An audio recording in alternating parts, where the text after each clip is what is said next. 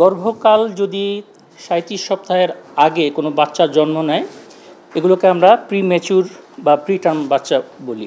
এদের নিউমোনিয়ার যে ঝুঁকিগুলো, কেন নিউমোনিয়া হয়, প্রথম কারণ সেটা হচ্ছে ইমিউনিটি বা রোগ প্রতিরোধ করার ক্ষমতা।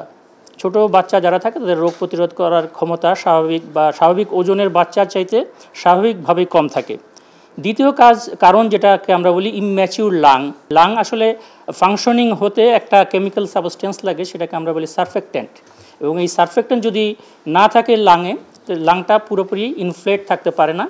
তখন যেটা হয় যে ইনফেকশন হওয়াটা খুব দ্রুত গতিতে হয়।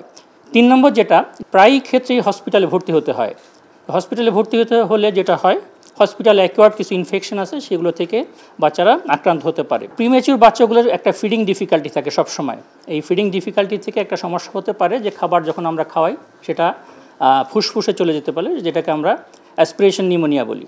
তো সুতরাং যে 4-5টা যেই ডিস্টিংক্ট কারণ আছে, যে কম রোগ প্রতিরোধ ক্ষমতা, লাং ইম্যাচিউরিটি, হসপিটাল আর কমিউনিটি অ্যাকোয়ার্ড নিউমোনিয়া এবং ফিডিং প্রবলেমের জন্য যে নিউমোনিয়া, এই ঝুঁকিগুলোর কারণে কম ওজনের এবং অপরিণত যে বাচ্চাগুলো, এদের আসলে নিউমোনিয়া হয়।